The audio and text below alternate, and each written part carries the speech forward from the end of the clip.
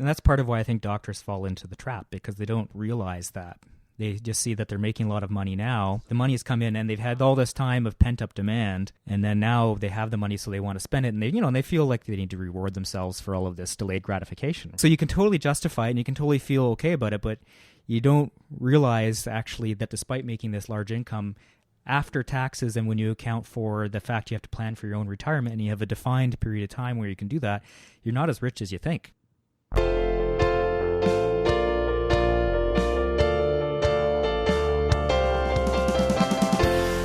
This is the Personal Finance Show.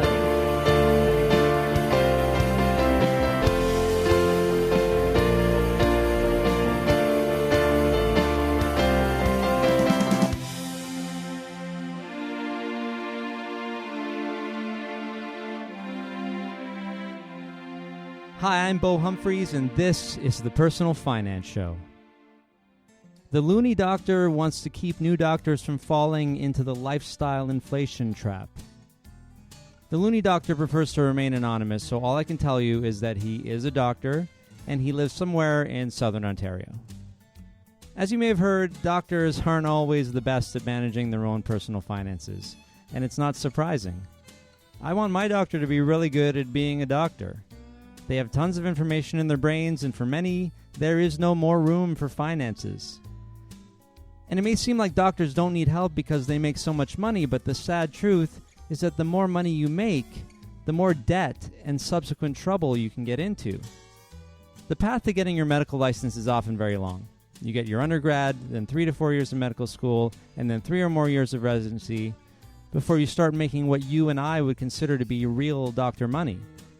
So the shift from the student-resident lifestyle to the doctor lifestyle can be shocking for some and can lead them on a path of spending money they think they have, but really don't, not tackling their debts right away, and not thinking about saving money at all. Often they end up working longer than they need to and burning out as a result. The Loonie Doctor decided to start a blog to try to help new doctors get a handle on things as early as possible in their careers. He joined me in the studio to tell his personal finance story. Well, my first relationship with money was, we had a little bank account, and then if we saved money from our allowance in there, it would get interest, which we could then see in our little books. But that really didn't mean anything to me. No, it didn't. Like you remember seeing the books, but at the time it didn't make an impact. It became real when I was a little bit older. I still probably, 8 maybe. And there was this helicopter at one of the corner stores that I wanted really, really badly. Okay, and not a motorized one, but just a model one? No, just like a little, like a dinky car. Yeah, sure. Except a helicopter version of a dinky car. Sounds pretty cool. And I thought it was like the coolest thing ever. So I really wanted that, but it was $8, and I didn't have $8. So you didn't have it in your bank account. Or maybe you did. But I did, but I wanted to leave that there because if I left that there at New Year's, it would get doubled. You see? So. Oh, was that the rule? Yeah, that was the rule. So who made that rule? That was my dad. Your dad. So that was his way of encouraging you to save. That's right. Yeah. So he did that. So he gave me a job instead, though. So we had our roof redone, and the roofers had left nails all over the place. So he was going to pay me. He started out with 10 cents a nail, but after about $10-$20, he decided he better down it a little bit. That's right. Okay, so you're able to make a little bit of money doing that. That's how you got I got the money allowance doing that, and then I got to get my helicopter. So okay, so but you left that money in the savings. Yeah, I didn't touch that. So that it was now. If your dad did that every year. Since then, the doubling concept. That's long since died off. Yeah, you should have held him to it. Yeah, no, this was the '80s. Inflation was sign different. a little contract or something. Yeah, you will double this forever. That would have been. But then he would, you would make him broke, right? So. Oh, totally. Yeah. So that's good. So you had the saves, but then you were able to learn that you had to work a little bit to get the thing that you wanted. That's right. And then was there a point then when you started actually working on a job for yourself, without your parents? My main jobs when I was younger were I delivered newspapers for a while, which was my first experience with failed business because okay, the amount you got paid they paid you by the newspaper delivered, and it was and then you had to go collect the money, and so it just wasn't worth your time. Well, you basically bought all the newspapers from them, and then you went and delivered them, and by the time you took into account how much you would deliver, and then you'd get stiffed by some people. Yeah, that's true, right? So you really did not come out with much money after that. No, and what about like Christmas tips, or would that kind of make up for it? Well, Christmas was good. It was a better you got time? some candies and stuff like that, but Sure. But the rest of the year, I think the margin on the newspaper for delivering Really was low. very, very low, and then the delinquency rate in collecting was high as well. Wow. So, yeah. I mean, I guess that's why they get kids to do it. Yeah, that's right? why they get kids to do it. It's Yeah. it wouldn't be a fair wage otherwise. No, I had no so idea. early experience with, well, this doesn't make sense, this setup. And so did you learn from that and look for a better job or another way to make money? Yeah, well, after that, I got busy with other things, just school and activities that I was in, and I decided, well, I can focus my time and effort now and then get a better job longer term, or I can get other jobs. But if that's distracting me from other things that can, in the long run, give me a better job, then I'm going to focus on that instead. And I was fortunate in the fact that, I didn't have to work for and that's the question. For our family. I mean, my parents, they took care of everything. So. And so the basics, or I guess maybe you didn't need much except for the helicopter. Yeah, that's right. I had Lego, which that was my main toy. Yeah. And we played outside and did stuff. And then in high school, like, what about going out with friends and things like that? Do you remember, like... It was interesting. I grew up in far north Ontario, so... Well, how far north? You don't have to reveal anything you don't want to reveal. Yeah. So it's a good time to mention that, this is the Loonie Doctor, and he's anonymous. I'm not even going to say your first name, right? Yeah. Yeah, okay, we'll just keep that, because that's not on the site anywhere? No, okay.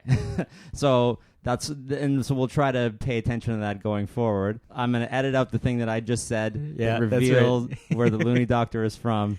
We'll see how that goes. There might be like a little snip right here. Yeah. And okay, so somewhere I grew up in a small town, in the Timmins area. Yeah, small town, northern Ontario. Yeah, is where I grew up, somewhere between Timmins and Thunder Bay. How about that? Yeah, that's about right. Yeah, or James Bay. Yeah, it's somewhere if you can triangulate between all of those. That's right. destinations, That's right. figure it out. Good luck finding the origin place there. So, yeah, are you saying then you didn't need much in terms of spending? Yeah, well, I think it was different. Like you didn't have the good and the bad thing is you didn't have access to a lot of things to spend your money on. The malls, So there wasn't a lot to spend on that. You could go to the movies, but the movie theater is maybe open, once or twice a week, and maybe just two, or maybe just one. Well, one it was showing. Yeah, it was one movie, and that was it. So either you went or you didn't.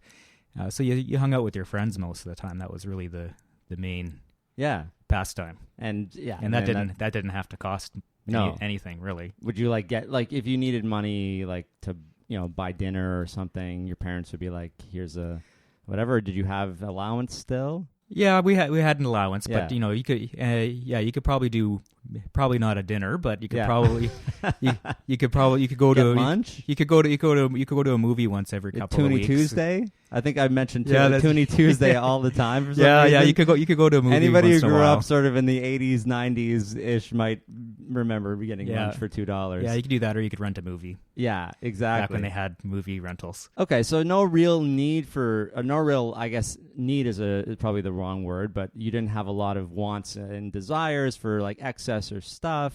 I had no idea. It was very different for me when I moved down to southern Ontario, because then you have access to everything. Anything you want. Anything you want, anytime you want. You have to learn how to manage that, which when you grow up someplace that's kind of isolated, you don't have to manage that so much, because it's not really... It's just not an option. It's not an issue. Yeah. So do you have an example of something that you just started to do that you had to sort of rein yourself in on when you moved down? Well, at first it didn't really matter, because we just didn't have money at that point either. So sure. But yeah, after I started collecting physician money. Yeah. Well, we're jumping ahead. We'll come back, but yeah. Then the money wasn't a limiter, and the access wasn't a limiter. So that's a good point.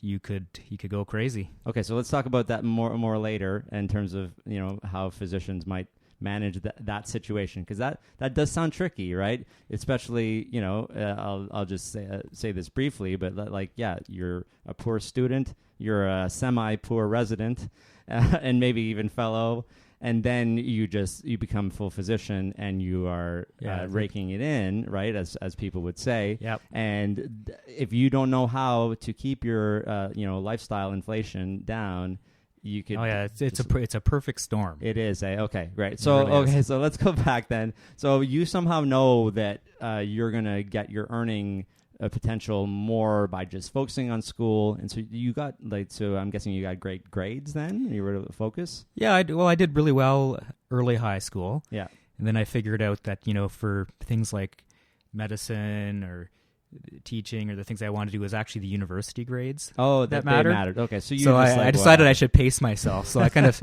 I slacked off through the rest of high school and picked it up in my final couple of years. You just needed that to get into a good university, and then university is when I buckled down. OAC at this time? Yeah, we had OAC. Yeah. So I was in OAC, and I think my wife was one of the last OACs, if not the year after. I always forget. But right on that cusp there where she knows that it exists, but maybe didn't have to go through it. So I did too. And it was just those 6 credits, right? Yeah. That was the only thing that mattered. 6 Ontario academic credits. That's so right. 6 grade 13 courses. Yeah, and I even front loaded a couple of them too. So my final couple of years of high school, I had lots of spares. Wow. And kind of took it easy. But you didn't work or anything? No, I wasn't working for money. You were relaxing. Oh, did you do other? I you were doing all these activities. Yeah, I was. What other kind of things? Well, I was an Army cadet. So you were in there. Yeah. So I focused. That took a lot of time and effort to do that, and then I also competed in some sports as well. So that also took time. Nice. So that's probably where I put most of my energy in kind of the latter half of high school. Can you talk about the cadets for a bit in terms of teaching you life lessons and discipline, that kind of thing? Is that the benefits? Yeah, it had a lot of benefits. I think the biggest thing that I took away from Army cadets was leadership training. Mm-hmm. So, and that's been kind of a theme throughout my entire career, even with what I do now. So the Army cadets has a great leadership program, and that's really one of the core things that runs all the way through it. So you learn about leadership, you get practice with it, and you develop those skills in that structure. And it's a paramilitary structure, so there's a rank system and there's rules and that type of thing, but there is that in any environment, whether you call it or not. Still have hierarchy, even if it's informal, it's there. And there's a difference between command and leadership. So command is the legal right to give someone orders and they have to obey them. Leadership is actually helping people figure out, sometimes it's helping them figure out what it is they want to do, and then help guide them lead them and get them motivated and help them work their way through that to meet the goals of the organization. To meet the goals of the organization or the individual, whoever. So that's all leadership, and that's very different from command. And the emphasis really was actually on leadership. So you, today again, I'll jump forward for a sec. You have experience. You have actually both of those situations, right? You have the ability to give people orders in a way, right? You have if you have subordinates, but you also have the interest of, say, the hospital or the department to keep flowing. That's right. Yeah. And so the early training, you find it just carried all the way through? Yeah, it gave me a very strong base to carry through. And then I've done other leadership training since then, and it's all variations on the same flavors. Yeah. And, you learn a bit about operating in different environments, which is different. And some of the, the nuts and bolts of management within an organization is something you have to do in addition to leadership. But they all still mesh together. And that's not necessarily a common thing for all doctors to have.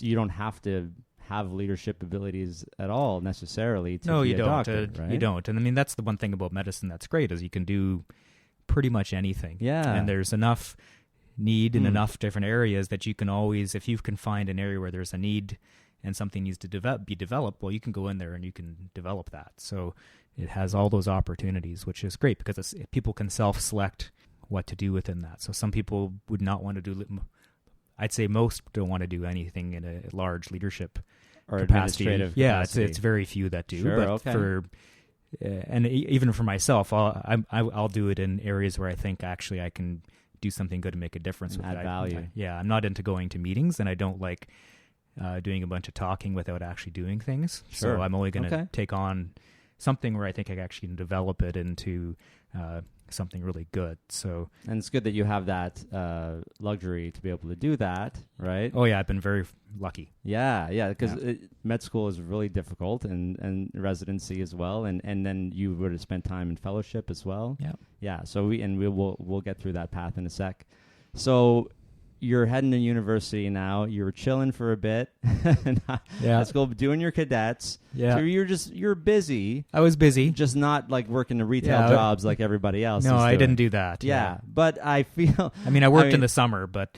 Okay. What do you do in the summers? Well, in the summer with the Army cadets, I could so work, you actually get work. Yeah. there. So if you nice. do well, you can go back and be staff for their camps. And the camps every summer from when I was 12, they would run 2 to 6 weeks long, and they'd take up most of the summer. And then my last 3 years or so, I would go and teach at them. So. You're like a counselor, or what do they call it? Well, I was a warrant officer, and then I was a sergeant major. So nice. That sounds so much better than it's not as warm and fuzzy. You're tipping canoes over. No, but I'm sure there's still a lot of the campy type stuff, right? Well, the place where I was very fortunate in that the place that I worked at was in Banff, Alberta. So it was wow! They had a leadership course there where they'd take the top people from Canada, UK, and a bunch of places, and then you'd go there and basically you could rock climbing and kayaking and glacier climbing. That sounds way better than landscaping or working at a grocery store. It's way better. That was probably the best job I had. Okay. I did do landscaping and tree planting after that, which was a stark contrast. Oh yeah. Oh, like in the breaks during university? In university, yeah. Okay, so this is really great early, like to have this early leadership experience. I mean, when I was younger, anybody who was in cadets would be like the nerds, right? I mean, and so it's like there's all this stigma saying, oh, don't go do that, right? Don't be in this club. Don't be in the mathletes and all this stuff. Yeah, it depends where you are. For where we were in the Army cadets, so it was most of not most, but about a good chunk of the kids our age did it. Yeah. Okay. And basically it was. We did, we went shooting and we went shooting and camping a lot. So it wasn't you don't really want to mess with those people. We made fun of the air cadets because they learned about math and so they were the science nerds. and stuff like that. So we kind of made fun of them, but we were shooting and camping.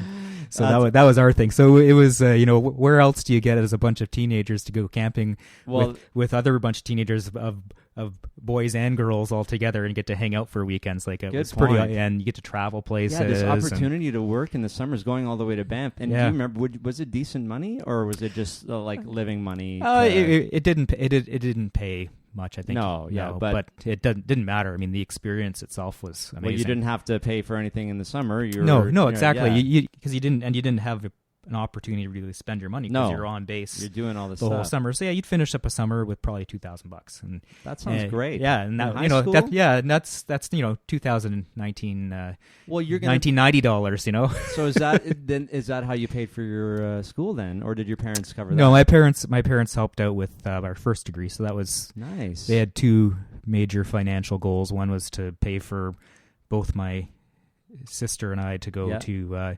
university, and then also to be able to retire early. Those were kind of their two major financial goals. Can we talk about them for a sec, like without revealing too much? So what did they do for work? Yeah, so my mom worked as a nurse in the hospital, and she kind of she worked up and down between casual and part-time and full-time, depending on what was going on. And my dad worked in the lab at the hospital. So he was a lab tech, you're both medical parents, but neither one of them were physicians. No. Yeah. No. And so did you know you wanted to go into some kind of health sciences?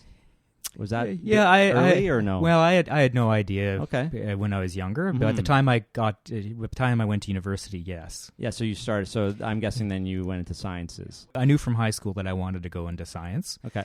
And I was actually going to be a science teacher. I was in a concurrent education program where you do your Bachelor of Education and your Bachelor of Science. So that's what you signed up for? That's what I signed up for, knowing that after 3 years I could apply to medicine. If that works out, great. And but if it doesn't, I've got a great career as well. So, and so did you after 3 years apply? Yeah, I did. So and then you got in. Yeah, I got in. So okay, so now you're starting med school, and so your parents pay for this 3 years of undergrad. That's I guess right. Did they save a year on?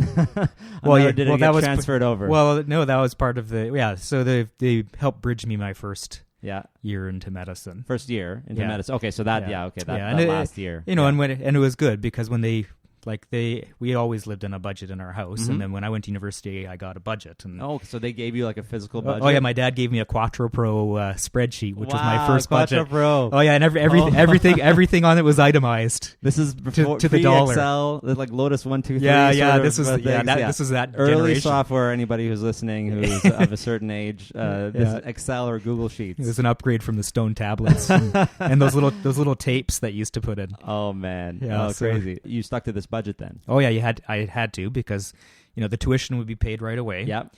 And then I would get a certain amount each month. That was my money from my budget. Okay. And that's it. So I had to spend. So early budgeting experience. Like I have to live within this. I don't have a credit card to fall back on. That's which right. I guess a lot of students might have, but they also might have a line of credit that they can just grab any time. Well, it happened for me in medical school. So okay. That so changes. Now we're in first year where you're half paid, and now now the banks are throwing you money. It's one of the difficult things. So yeah, you'll get a line of credit, and and usually. You do need some of it. Yes, because it's expensive. And same with, OSAP or whatever. Do you remember the tuition at the time? Is this something you can reveal? Yeah, public, I remember right? at the time. I came in right at the cusp where they totally deregulated it. So, okay. I think each year of my tuition more than doubled. So really, my first year was probably, I don't know, $5,000. Sure, which was close to maybe what... regular it was a little. It was a bit. Like it was 3 or it was just a little bit more, and then it was 10 by the Mm. second year, and then it was up in the teens by the year after that. So, wow. When we were all wondering where does all the money go? What did they do before? That's just it. Do you remember like why all of this happened? They stopped getting funding from government, or no? I think the government just deregulated it. So but why? Because universities need money. I mean, okay. I think there's programs that make money, programs that cost money, and if you can't charge what the market will bear, then you're leaving money on the table. Which if we want to make an equal society and have people be able to do things by their abilities, it's bad, but they have to run the show too, I guess. So. Yeah, so they were probably made a good case for they weren't making any money or weren't able to keep certain things at the levels that they were, and so we need to deregulate this so we can charge what, and then they probably justified every doubling of it. I'm sure they could. Yeah, at the time, because otherwise it would seem a little extreme. Yeah. But like that's kind of what it is. And now, actually, not now, it's like more in the 20s now. Yeah, it's kept rising per year, right? So so you're into line of credit because you don't have that money. Yeah, so I was into my line of credit, but I tried to minimize that, and then my now wife moved in with me too. So and she had, we met in my undergrad university, and then she did some training after that. So she got a job, and she's working. So now. she worked and basically supported us. Okay, so, yeah. So she had her job and kept me around. Well, I'm sure that happens a lot in relationships, right? Yeah. Because it just seems like such a valuable thing to go to med school, and it's one of those things where there's kind of a clear goal at the end. Yeah. It's not like a philosophy degree or anything like that. Yeah, I mean, right? once you're into medical school, the chances of you getting a job after are not 100%, but they're pretty but good. they're pretty high. So I guess the risk is maybe you won't get the residency match that you want. Or you may not get exactly what you want. Yeah, but you'll get something. Yeah. Although now I think they've cut it so tight. There's people that are still are actually having difficulty. They do medical school and have a hard time getting a residency. So which is a newer phenomenon. It's pretty new, right? And it's because they're going for really competitive areas. Is that why? No, it's not that. It's that can be the case for some. But the majority. And for others, it's a matter of matching, and they've cut back the number of residency positions enough that the number of residency positions and the number of doctors graduating is very, very, very close. Oh, okay. And they say there is enough, and there is if you account French-speaking residencies in Quebec in the equation. If you take those out, then it's much, much, much tighter. If you're not bilingual, then you may have a problem. So it's pretty tight. Everyone listening, you learn French early. Yeah, that's right. Yeah, no, it's very, if you want very handy. Get a residency in Canada. Yeah. Now, can they leave Canada, and do they for residency? You can. You can do it. It's hard to do that, and if you do that, it's harder to come back. And because they want you to to show that you have experience in Canada? Canada's regulation system is closed. The system here between here and the United States is very different. Okay. So there's there are places in the U.S. where you can go and do a residency and have no problems coming back here afterwards. So and then it really there's other ones where you'll have more of a struggle. So sure. Okay. So that's interesting, but you didn't have an issue. No, I was fine. So you're going through med school. You decide you wanted to specialize at some point.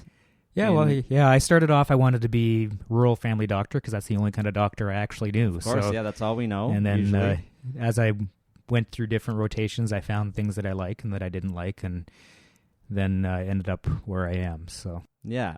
So, and can you reveal any of that or no? Yeah, so specifics? I did like every different aspect of medicine when I was going through, and that was part of the attraction. Yeah. And then I found I liked the sort of sicker end of the spectrum, so I thought, okay, maybe I'll do emergency medicine. Okay. And I liked the parts of emergency medicine when people came in and they were really, really ill, and I didn't like as much the sort of walk-in medicine that goes with the emerge department as well. So then I thought, okay, well, maybe I'll do a specialty where, I'm not the first line of that coming in, but then I can kind of, once people have been selected out as being a bit sicker, then I'll look after those people, and that's how I ended up doing medicine and internal medicine, and then eventually the intensive care unit. So okay, so and that's where you're spending most of your time these days. Yeah, is the intensive care unit. Yeah, and we won't say what hospital or what city.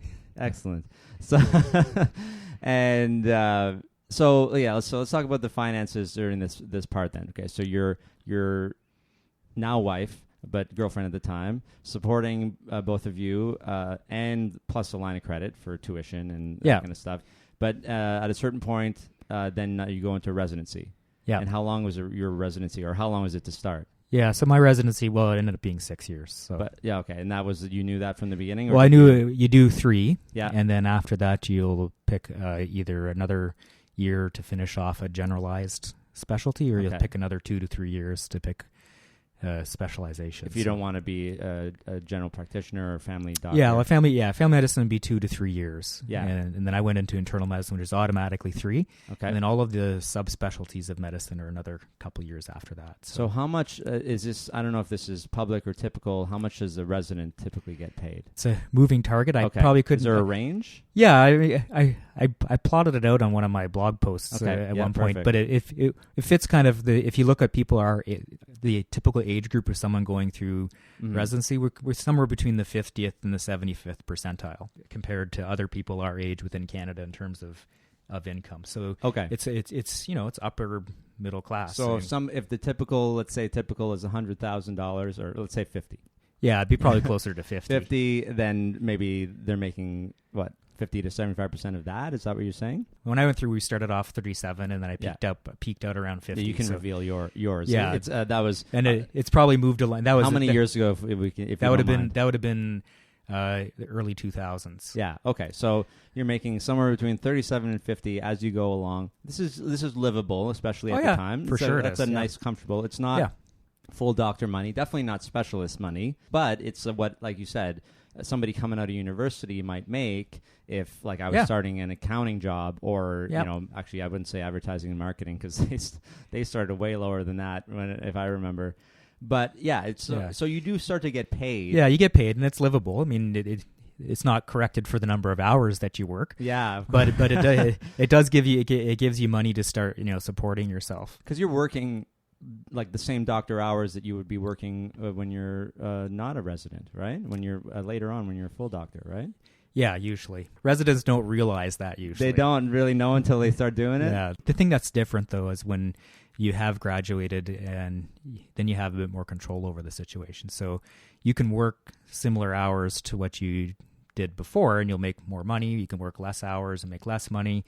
You can work in one area and have more opportunities than if you work in another area. So there's freedom there. There's freedom there to kind of select, and you make your own money based on what you do. So you can scale that up and scale that down. Okay, so and you're basically earning your freedom by paying these resident dues, if you will, by doing these long hours learning. Yeah, it's on the job training, basically. Yeah, that's what it is, right? It's on the job training, and that's how you get experience. Yeah, and the good thing is you actually get it paid, is nice. You actually get paid something for it. Yeah. So Because I suppose they could have built it in a way where you have to do 6 more years just working in a hospital for free as a student, right?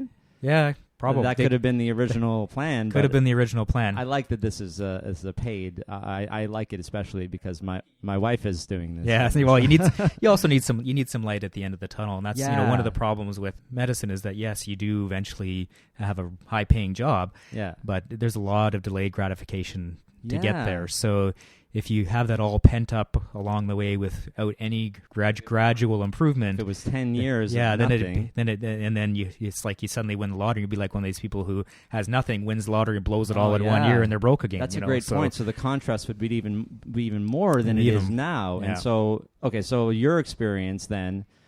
You're doing the 6 years. You're not able to touch the debt yet, or were you able to start cracking down on the debt during residency? Yeah, we started whittling it. We started whittling it down because my wife and I both we lived on very little. Didn't cost us much to live. You might have been making the same amount of money. Yeah, and then when I got my residency job, we didn't really change how we lived from when she was supporting us. That's smart. By much. We rented a little house instead of being in the apartment building we were before. And somewhere around my third year, I got a car to drive. It was an older car, but at least I wouldn't get run over in it because I rode my bike up until that point. Wow. Okay. And so we didn't spend a lot of money. So really, we were able to whittle down our debt during that time period. Okay. And then towards the later years of my residency, I was able to moonlight. So I'd had when I was doing my fellowship work, I had my license, so I could take and I had several weeks of vacation a year, so I could take a week off and go do a locum somewhere, make some extra money. And once I was able to start doing that, I was able to eliminate the line of credit at that point. Okay, that's pretty awesome. Quickly. Okay, so there's a couple things in there. Fellowship, how is that different from residency? Technically, a fellowship means you have a license already, like an independent license. And was that after your 6 years? Or there's gray zone. So when I did, after 4 years, I got my internal medicine license. Okay. So then I still did another couple of years after that as a resident. Yeah. Where I was doing my subspecialty training, but I also had an independent license. So as long as I was working, that wasn't interfering with any of the training that I was doing. So if I would do it on vacations, basically. So that's a fellowship at that point? Is that what it's called? We used to call it fellowship, but really now the proper term is just it's another part of residency. I see. Okay. And so fellowship now and sort of the latest iteration of the lingo would mean that I've done even my subspecialty training and I'm doing like an extra bit of time just doing extra training on top of all that other training, in which case you don't get a resident salary. You have to bill for the work that you do, and then either you get to keep some of it and the university would keep some of it, or whatever institution you're training with is, and you get sort of essentially a salary out of that. But you're not quite let go yet. Yeah, right? You're still you're working, but you're working part of a supervised program. So it's like residency without license, residency with license, and then but you're still part of the residency. So you nothing changes on that end, but because you have the license now, you said locum means you can work remotely for a doctor when they're on vacation. Yeah, basically, and it has the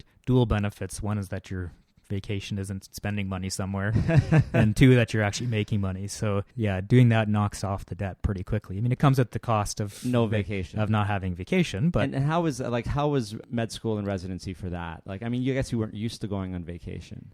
No, you weren't. No, and I was a lot younger back then. Yeah, and you went from undergrad to med school to residency. So it's not like you're like we didn't a bunch of trips. No, we didn't take any trips. Yeah, I guess that's a good benefit of going straight through it. Okay, so you were able to crush the debt then by the end of residency? Yeah, we did get the line of credit finished off by the end. That's pretty great. Yeah, that was good. Okay, so do you have a memory then of the first time you started making doctor money? Yeah, I do. Okay. I went and did one of these locums. Yeah. Somewhere I went up north and did a locum, and then with the amount of money that I'd made in that week, I came home. And I bought myself the most awesome set of weight equipment on the planet. Okay. Because prior to that, I'd had like stuff that I'd had from when I was a kid, and it was kind of falling apart. Yeah. And then I'd gotten some stuff off Kijiji, which was kind of pretty sketchy. And I was, I wanted to work. For me, one of the issues was with time. If I had to go to a gym, I would never go because I'd have to, of course, go do the gym thing, blah blah blah, come back. Whereas if it was in my basement, I could go down in the morning, work out, and then go to work. So you wanted high quality stuff. Yeah, I wanted high quality stuff, and I didn't want to get crushed under a bunch of weights in my basement either. So I bought this self-spotting machine. And all this really good equipment. So were you making, like, did you have a list in your head of things or just ways that you might improve your life once you had a chance, or was this just the first sort of random thing? Oh no, I've been eyeing that for a while. Yeah. And, Okay. my wife had been after me to do something about it because she didn't want to come down to the basement And and find find me you squished by weights, and she couldn't really help me. And she didn't want to spot you either. No, yeah, no, or maybe couldn't. Yeah, right? we're not a couple that should work out together. Very different styles. So, but were you still using a budget at this point? Like, did you carry that through? Oh yeah, I did for sure. And so, did you go and make this purchase knowing that everything else was covered and that you were good, and this was extra money for you? Yeah, it was extra money for us. But I think one of the things that I think, when I said earlier, it's a perfect storm when you start to make the doctor money. Right? Sure. So you have years and years of delayed gratification and pent up demand. And, you can see your friends who finished school before maybe you. If they didn't take a long residency. Yeah. Or didn't go into medicine at all. Sure. And they've had other careers and done other things. And they've got all, they're further down the financial spectrum than you are, whereas you've kind of been bottled up. If you don't do something to kind of acknowledge that, then you can kind of go crazy. It's kind of like the Mennonite Rumspringa, where they have this time where you have to, go let loose a little bit, so go that you can discover the world. Yeah, and then before you go into your full adult responsibility life. Yeah, I saw that it was the Amish in the States, but the movie Kingpin, and they really explored that in a really, really bad way. But that's the idea. Yeah. Right? So this was I splurged on something that I really wanted, and it also wasn't something that was insanely expensive, and also wasn't something that created a structural maintenance problem. So, like the worst thing to do is you get your doctor money and you go buy a huge, ginormous house. Yes, because then it's bigger money and you can't just turn around and get rid of it. Which, spoiler, you revealed on the blog that you did later. I did later on. Later on. Yeah. So okay, it's about sequence, though. Yeah. Okay, but yeah. You it wasn't like right away. So you buy this weight set, and so you got a thing that you wanted, and that's good. It's nice. I mean, you've been in school and residency for so long. Yeah. So now, how are you managing this new influx of money? And you can't reveal details, but do you know averages of a new doctor or something in your specialty at the time, say, in terms of, I guess, net? Net would probably be what's important, right? Because your gross billings are not your net. Yeah, right? I mean, it would depend on how much you worked, but it'd be expected salary for what I was doing was about $150, but people would make more than that. So that means somewhere around $250. Is that $150 in your bank account, or is that $150 before income taxes? Well, before tax. Yeah, before taxes, before right? Tax. What's the income tax rate these days? It's the highest? Yeah, it's pretty punitive. Yeah, at this is point. It like 45 or 50? It's 54% is the highest. 54% is the highest, and we won't say that if you're making the highest or the less, but we can imagine if the average of that time for your position.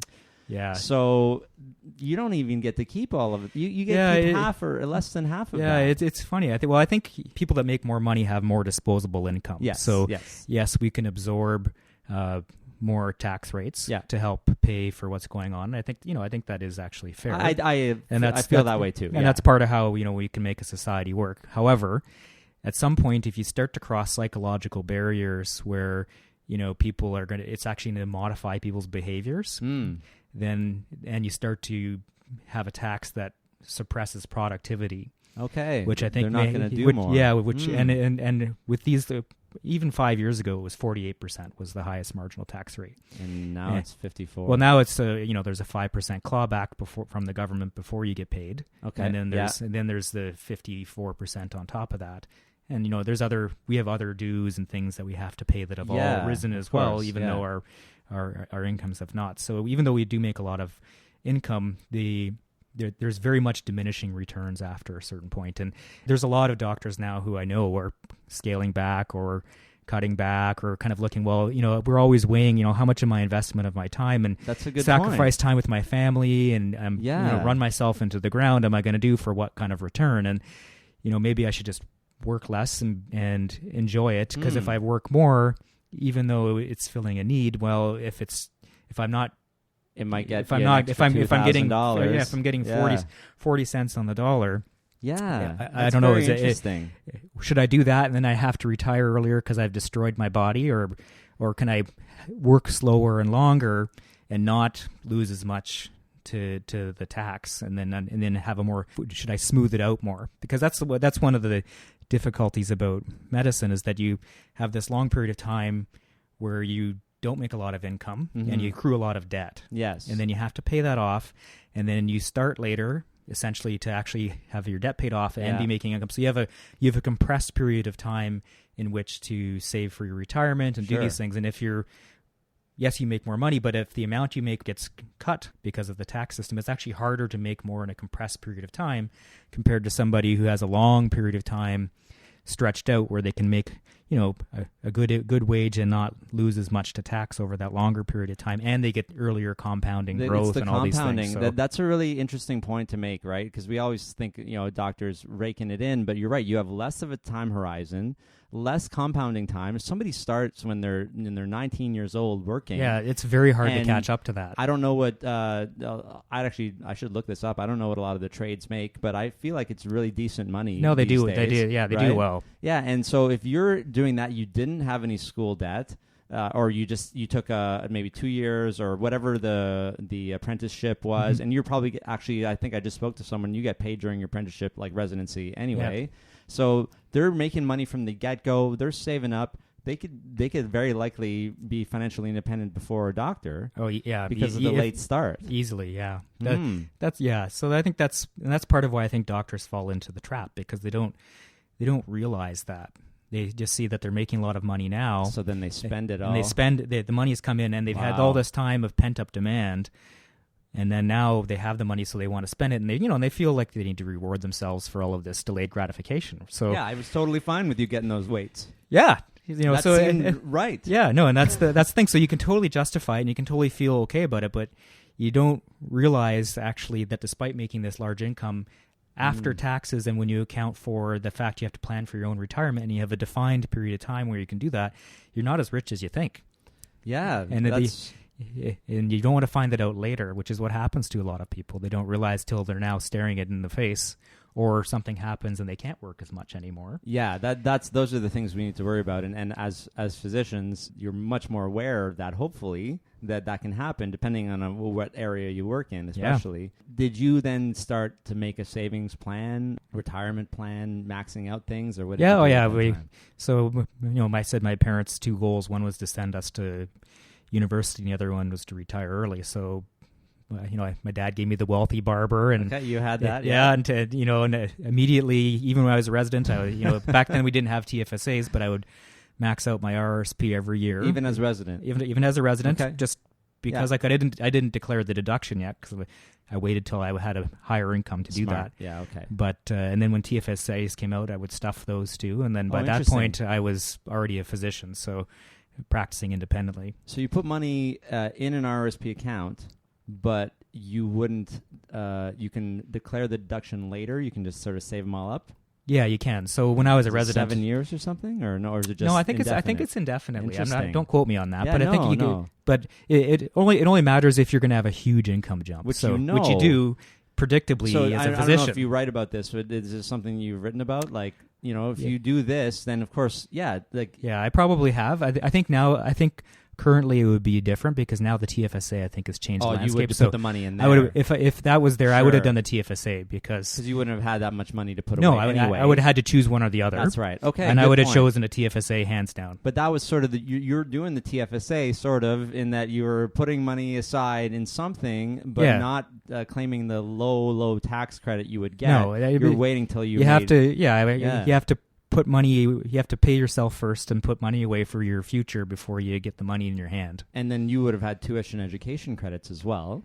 Yep. Or did you pass those on to your wife? Well, I can't even remember. It was so long or ago. Your parents. It probably. Well, at first when they paid, it would have been passed on to them. Yeah. And then when my wife was supporting us, it would have been passed on to her. So. Yeah, because these are the big things. I don't know if everybody realizes when you get out of school, if you can only transfer up to $5,000 of tuition to your parents and other people, and it has to be in the year it occurs. Exactly, right? So then, otherwise, you have all of these credits, and then when you first start making your first money, which you probably did in residency, you would have paid very little tax after paying for med school for 3 or 4 years. Yeah, Do you remember that? I No. honestly can't remember anymore. But that's usually the case, and it's because you have all these credits that you can't use yet, and then you can only. I remember saving them up, and you could save up the money you spent on equipment and those things. Yeah, I think I used it all the first year. Yeah, no, that makes sense. I think you have to apply it. You can't carry past an income year. Yeah. I think that you do too. I'm not sure. But It's been a while for me too, but yeah. So I don't think you want to risk losing it. yeah, exactly. So you had some in your RSP, and then you would have got a nice tax refund. Which are you a reinvest the refund type person? Yeah, or spend it? No, you don't spend it. A lot of people do. Yeah, but all that is that's all you're doing with your RSP is you're deferring tax to later. Basically, the government's giving you deferred tax money now, and you're going to pay them the tax later. So it's not really a gift. David Chilton actually wrote a separate article about this, and apparently the stats are a lot of people don't. So, I mean, I'm fortunate to be in the position I am where I can max out my TFSA, max out my RSP, and still save money. But if I wasn't, I would do my RSP and I'd take that refund and use it to top up my TFSA. Yeah. Get the government to fund my other tax-free account. That's actually really smart. If you have the ability to do that. Otherwise, try your best to put money in a TFSA or RSP accounts. Money that passes into my hand is going to go out of my hand. So the best way to save is to have it go straight into one of these accounts. That's a smart realization. Where I know I'm not going to touch it. Yeah. In TFSA, do you feel like you? Then always feel the need to clarify. These are investments. These are not accounts. These are plans. So you would either you can have money in a savings account or money in an investment, and then say to the bank or whoever it's with or the investment company, "Hey, this is under the RSP plan. Can you report it to the government?" That's what that is. There's no such thing as putting money in an RSP or a TFSA. They're just designations. So that's my public service announcement. Yeah, and the biggest public disservice we've had is called the TFSA a savings account. Oh man, it's not. It's terrible. It's just that's like the one gift investment account that you'll ever get. Yeah, it really, because there's stories. Don't blow it on a savings. Oh, just leave it in. Savings are for saving, and it's not even a good savings account because if you take money out, it's not like you can turn around and put it back in the same calendar year. Yeah, you can't. You have to wait till the next year. So it's not a good savings account, and it's a great investment account. It's I guess they were trying to encourage people to save money at all with that name. I think it was politically more palatable to call it a savings account. Yeah, that's a good point. There's stories of how the TFSA was just starting, and it was 5,000 or 5,500 as the years went on per year, and I can't do a lot with that. But then there was these stories of people who invest, the money that they put in there. They just happened to get lucky and it grew. Yeah. Somebody somehow has $50,000 in a TFSA designated investment account when that's higher than the limit ever could be. And that's because the growth... you can have that growth. You can have that growth and it's tax-free. Yeah. So there are a lot of benefits of having... even risky stuff in a TFSA. Yeah, I think for me, my approach to TFSA is when you're in your accumulating phase, it's got to be put the growthy stuff in there. Yeah, and just let it sit there for years and years and years. Don't touch it, and you don't want to put the sort of safer income generating stuff until later when you actually want to use it as income. Yeah. Because then you'll actually have more there to generate income if you let it grow first. That's the best part about the TFSA for me is when you need it. You're just taking money out of an account. Mm-hmm. You don't have to... The government doesn't say, please pay me tax on this. Yeah. It's not income. No, it's just money. Exactly. And that's really... I like that aspect of it, and I hope you have paid tax on it. You've paid tax on it. Done it. Paid tax on it before you put it in there. That's right. Which is what David Chilton was saying in his article, is people are doing that anyway by spending their refund. So that he really does compare them in an equal way. The only way the RSP is advantageous is if you do reinvest the tax refund. And then I like your point of putting it in the TFSA. Yeah. Well, I think the other thing that could be an advantage with the RSP, which would be potentially for people like a physician who makes a high income while they're working, and then when you retire, if you have a low cost of retirement, then you go from paying it out and getting refunded at a high marginal tax rate and then take it out at a low marginal tax rate, then you've actually reduced your taxes, not just deferred them. So it definitely a benefit for so if you go, someone in your if position. you're going from high to low, that's which a benefit. you can pretty much guarantee that's going to happen. The only I hope. well, I put in stuff at 48% a few years ago, and it's now 54%. It's marginal rate. So wow, yeah, right. So if we continue down that who path, knows what the tax rates are going to be? Who knows what they'll be when we retire? We really don't know. So it is possible. And the other risk that for you could get burned on that. Yeah, the other thing that you might run into is because you have a high rate of savings. Is the minimum withdrawal rates might be too high. There are worse problems to have. There's than worse having problems to take have. out too much money. But if the idea, as you said, is to pay less tax, and like this is mostly about just taking advantage of the government, and not like letting them win constantly, right? Yeah, and take more and more money from us. Like out of principle, you want to be paying less tax, right? Even if that means more money for you, it's still like you're giving them more tax. Yeah, well, you mean you're going to owe them the tax at some point. Yeah. So, and that that helps keep everything running. The tax. I'm not anti-tax. I'm worried about taxes that modify behaviors that in ways that we don't want, which we discussed. Discussed. And the thing with the RRSP is that you don't have to wait till you're older to take those minimum things out. So, like if I were to have a highly punitive tax rate for continuing to work, I may just retire early. And then if I retire, say, in my 50s, you can start melting down your RRSP in your 50s and do it over a gradual period of time and keep your marginal tax rate low. So, that's a good point. So if you ever think that you're going to have a too high of a minimum withdrawal rate, like, if you got millions and millions or something in there, I would start early. Start early on it and do some projections. That's why, I think you need to plan how the extraction strategy. I think is much more difficult to plan than the accumulation strategy. Everybody focuses on like, I'm going to have this much for retirement. Maybe you can retire or be financially independent earlier. Yeah. I like to use the FI terminology because retirement isn't what it used to be, right? Yeah, exactly. So you're saving, you're maxing things out wherever you can. And when did you decide you wanted to start like writing? We should probably jump into the blog. Yeah, sure. No, I decided to do that. I was on a vacation with my kids. Mm-hmm. We had I'd just done my black belt in karate. Wow, and part of that was reading self-help books, which I've never done. Okay. And I read a few books on leadership because I figured, well, at least that's something I'd be interested in doing. One of them was Stephen Covey, who's a famous leadership writer, and one of his book the 7 Habits. Yeah, so the 7 Habits, and then the 8th habit is finding your voice. And which at that point, finding your voice is meant for more the sort of information age, where if there's something that you have that you can help others with, and that's valuable, and then get it out there, then maybe that's something that you can pursue. So I like that. So I thought about that, and I thought, okay, well, this was also around the time where the government was just starting to really go after the small businesses and corporations and physicians in general. Okay. And, so I think morale, I think, it's fair to say, has been pretty low. Yeah. Especially around the issue of money.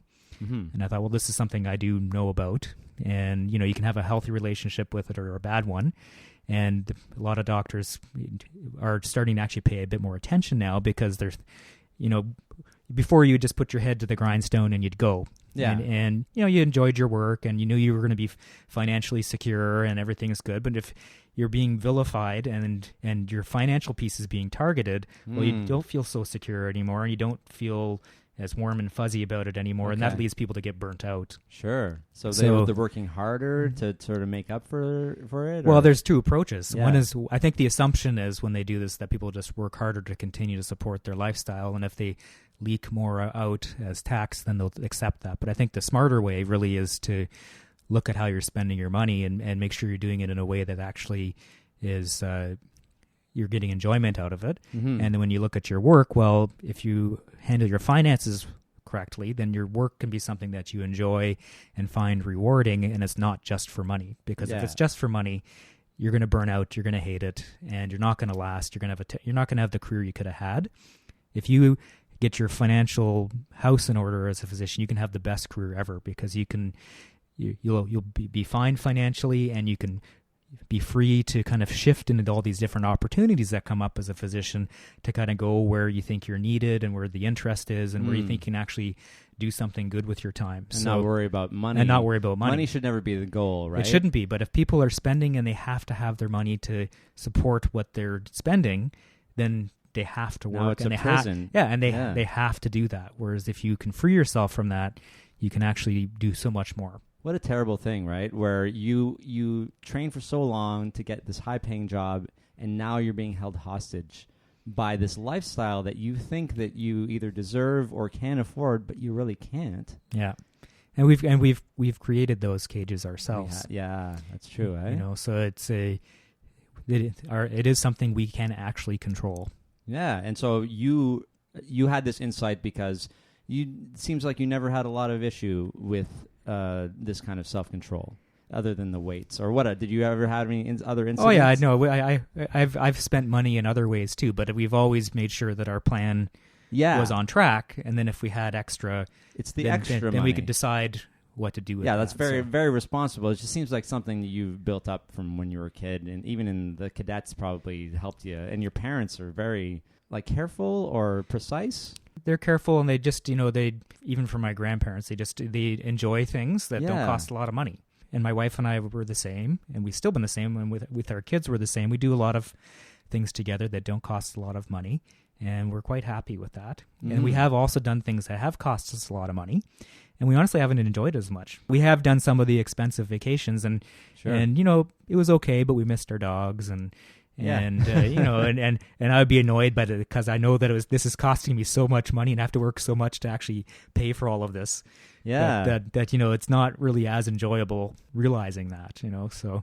Yeah, and if you enjoy spending money, fine. Then you can do whatever you want. But think about whether you're actually enjoying this, right? Yeah, and physicians can spend money, and we are very, very fortunate that way. Mm-hmm. The key is to spend it wisely and actually to be deliberate with it, rather than just kind of go along with the which way the wind is blowing or whatever the pressures are around you socially.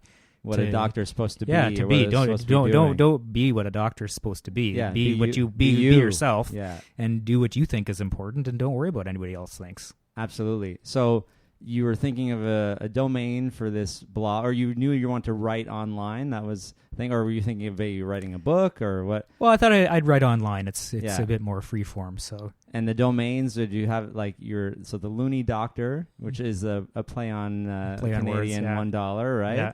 And I like it. And it was supposed to be also people thinking of it's fun, a little bit loony as well. Yeah, well, that is because that's what I say by being yourself and not worrying what other people think the mold that you should fit into is. Because some people look at some things I do and they would think I'm a little loony. But you know what? I'm happy, and I think there's a reason why eccentric people tend to actually have a bit more happiness than the average population. There's studies to show that because they can dance like nobody's watching and they don't care. That's right. I love that. That's really great. So you started writing, and then were you starting to get a lot of feedback from other physicians reading, or just? I mean, you told your colleagues, or did you tell them right away? No, I didn't tell anybody right away. Okay. I mean, part of why I did this is because we would have all these clandestine conversations in the hallways because there's a big taboo around money in medicine. And, I'm sure there is. We all get into medicine, I think, for the right reasons. Yeah. Those who don't last. Okay. And we all our focus is doing a great job and looking after our patients and that aspect of it. However, looking after our finances is important for us to actually function. It's like the physical body of a practice, and if you neglect it, then you get sick. And you can have all the heart you want, but you're not going to be at top of your game. So we do actually, people will talk about it and ask me about it, but they do it quietly and kind of on the side because no one wants to be seen as the doctor who cares about money. What would they say to you? Just say an example conversation. Would there be specific things about billing, or there'd be more general questions about how should I invest, or how should I use an RSP, should I incorporate or should I not incorporate? Yeah, those would be some of the big common questions. More specific ones, or running my practice. For people who are working in medicine. and then just more general ones that everybody might have too. Yeah. But you would be able to advise, like they would just come to you. Did everyone start to just know you were the person? Well, they're the people who work with me know, because I have helped work the business side of our practice for years. Perfect. So they know that I know how to do that Yeah. aspect of it. So they'd ask me questions around that They usually. knew to come to you. Yeah. So what about response from, you're in one place in one hospital, or maybe a few different hospitals, but in one city. Were you able to reach like the rest of Canada? Well, I think that's what the blog's for. And I think I am gradually getting out there to reach more. And for any physicians that do read my blog, share it with your friends. Yeah. Unless you don't like them. Well, there's only when I was looking into this, there's only a handful in Canada. Am I right? Yeah, there's a few. There's only very few of us. I mean, there's a lot of people writing in the U.S. about finance that are physicians. But it's a little bit different. There's a lot there. I think we share a lot of the same issues. And we share a lot of the same issues with everybody. But in Canada, physicians have some different issues. And, as some of the things we've talked about, I think physicians have some different issues from the average person in the population, too. So there was really no one writing about that here. And so, again, it's one of these areas I think there was a need and an area where I could find my voice and try to actually move things forward in some way. Because in the States, the Physician on Fire is probably Physician the on big Fire, and there's White Coat Investor. Those are the two big ones. But that they would talk generally about things that would affect, as you said, the perfect storm when you say leave residency and the income coming in. Those might apply, but then in terms of strategies, a Canadian might not get a lot of value out of that. Yeah. I think we have the landscape here is quite different. So in the U.S., most physicians are employees. Okay, interesting. There's both models, but here, of course, it's a totally different system. Here we have it's most of us have to run a business in some form or another. There are some corporation is big. Yeah, right? Some people have a salary, but most people have to run a business. So there's that aspect of it which is different, and then our taxation system. It's very, very different. Yeah, so that aspect of it too. Yeah, so but also on the plus side, we have universal health care. So so that makes the business part of it a bit different too. Where the U.S. you're free to set prices and set your business model however you want based on the market. Sure, but you may not get paid anything. Oh yeah, and you still have things to do. Whereas here, you're pretty much you're mostly guaranteed to get paid, probably 95% of the time, because it's the government that is paying. Yeah, unless they can find ways out of it, but you usually get paid. But you also don't get to set your. I'm curious. You don't get to set your fees, and you don't get to. How would the government find their way out of paying you? Is there an example of that? Oh yeah, there's examples of that. So everybody in Ontario, I'm sure, thinks that they're insured by OHIP, but they're not. Okay. So if they haven't filled out a card or it's expired, and then they'll go see the doctor, and even if you get your card reinstated, the government won't go back and pay you for that. Really? So you either have to bill the patient directly, or just accept it as a loss. So if I had most an expired, of us just accept it as a loss. If my OHIP card, my health card for Ontario was expired right now, and I went in and it's say my regular doctor and they don't check, is that a situation? And then they perform services, they bill, the government looks. The government will say sorry. Yeah. Oh, that sucks. Okay, so everybody listening, make sure your cards are up to date because you're I even had one once where a patient passed away, and I looked after them where where they had passed away, and then I submitted for my bill within a week of them passing away, and the government had canceled their health card and was refusing to pay for the service I provided leading up to their death because they said, well, they're dead and they have no health card anymore. Wow. So they can find ways. It's very fun. It's funny the ways they can find. I don't like that the government. It's almost comical. Did that, but also that's a huge lesson in timely billing. Right? Yeah, for any business. Yeah, because, it is. Hey, you never know what's going to happen to somebody, so you'd be like, if you perform a service, you bill it right away, doctor or not, collect your money. Because you don't know what's going to happen to somebody. No. Because it could happen to anybody. If somebody, like a business, a vendor just did something, or you did something for them and they owe you money, this person passes away, you may eventually get the money, but it's going to be hard now, right? I mean, and when that sort of happens, most of us just kind of... Well, yeah, and it's like, it sounds like you wouldn't bill a patient No. if they were alive, even. I don't, but again, like I say, most of the time we get paid. Yeah. So it's not a big... If it was like a big issue, then I would then probably you can- have to, but... And you can afford a few things here and exactly. there. Yeah, But that's exactly. interesting that the government takes that out on you. You know, you think that they would bill the person who didn't have the card, No, right? that wouldn't. Or that they would pay you and then try No, to they... collect from them. No, they wouldn't, because that wouldn't be very politically smart, would it? Yeah. That's It's better... do do it to the doctors. Yeah, exactly. They're going to let you hold the bag. So you're gonna keep do you post on a regular basis? Do you have a sporadic schedule? Yeah, whenever you I try to post something every week. I've missed a few here and there because I've just Sure. been busy and Hey, life's been that's busy, but I try to put something out each week. understandable. Yeah. And And- the things that I'm writing about, I try to get into a fair bit of detail about it, and because a lot of the big physician blogs, they'll give good general descriptions, and same with a lot of the personal finance blogs. It's very good generalized information, but physicians have very specific. Yeah, and you're a niche blog. There's so you it's should very get into the niche. Yeah. So I end up having to go into detail sometimes, which is niche, which takes a long time to work through. Yeah, because on I'm sure on my end to make sure things are correct. So I'm sure anybody can get value out of all the general personal finance blogs, including my own. But yeah, we don't know the specifics, and that's where you shine, right? You not only know the specific, you've been through it, you know what works or doesn't, so you've lived through it. And I think that's an issue for physicians, especially because if you do want to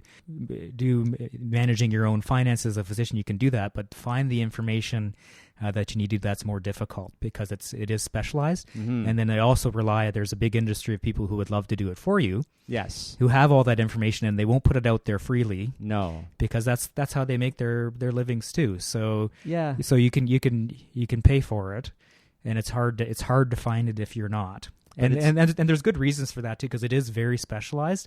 And really, even when I give situations on my blog, everybody's situation as a physician is very different. So you actually do need people, like you need accountants and you need experts. Yes, but part of that. There's nothing wrong with learning a little bit yourself, right? So that when you're dealing with those experts, understand. I think you have to, because one of the things that I've found to be the gap is accountants are great at taxes, and they can take whatever mess you've given them and they can sort out the taxes. We're good at organizing, but.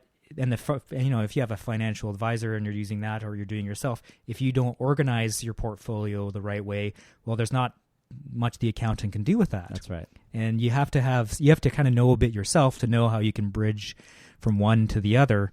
And they actually may function as silos separately. So if you don't know about these things, you'll never know what you don't know, and your accountant will go on and do your taxes, and everything will be fine, and your advisor could do and your financial stuff, you can do that and be fine, but they're not as good as they could have been if you made them work together. And it's only as good as the source materials you provide, right? If you don't submit all the expenses you could, or you don't give them, if you don't talk about what your goals are for your finances, right, then somebody's just going to put you in something, and you're like, well, that doesn't, I wanted to buy a house, and that's now locked up in RSP. So you have to understand these things yourself. Yeah, it's good to have that. Well, and I appreciate your writing, especially for this hole in the market that there was in Canadian personal finance. So thanks for coming and telling. I don't think I said your name at all, right? No, I don't. I think we did good. But I am going to go through this and edit it and take out anything that would reveal.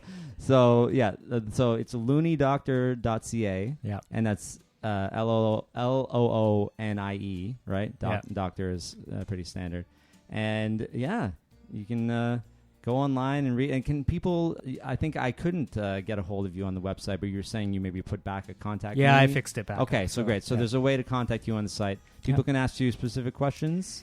I mean, you're not. You can't give them specific advice. I can try to be helpful. Yeah. However, I'm not a financial advisor. Or would advisor. you prefer that they just read the blog? Reading the blog is generally the best. Okay. And I'm not a financial advisor. I'm not an accountant, and everybody's situation is very, very specific, especially with medicine and corporation and all these issues. There's a lot of nooks and crannies there. So Can people comment on the blog, or do you have that? Yeah, there's comments. Yeah, Yeah. so people can put comments on, and then I'm sure you reply to. Yeah, I'll those. take my best crack at So it. yeah, so if there's anything that needs clarification, then Yeah, and and that's actually the best way, because then other people who are they get the benefit. other people are thinking the same question. For sure. Yeah, can there's always get the people answer. thinking what you're thinking. Yeah, or sometimes people will just point out a different angle, which is important to know about too. So it's better to have that there for everyone to sort of see and benefit. And from. you are on Twitter as well. Did I find Yeah, you on Twitter? Yeah, I did. I have like a thing that automatically does that. Okay, but so I'm you're not active. Yeah, I'm not. Okay, so the blog is the place. The So blog we'll is the just place. keep- I'm technologically a little challenged. Great. Okay, so go to the blog. It's all good. It's all good. Well, okay. Thanks so much for telling your story. This was great. Great. Thank you. Thanks for having me. If you like this episode, please subscribe to the podcast on Apple Podcasts or wherever you get your podcasts.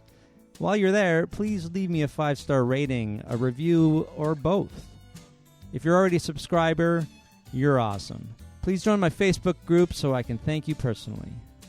To find the group, go to Facebook and search for The Personal Finance Show. Thanks for listening to this episode of The Personal Finance Show. I'll be back next week with the author of The Art of Allowance and the creator of The Money Mammals, John Lanza.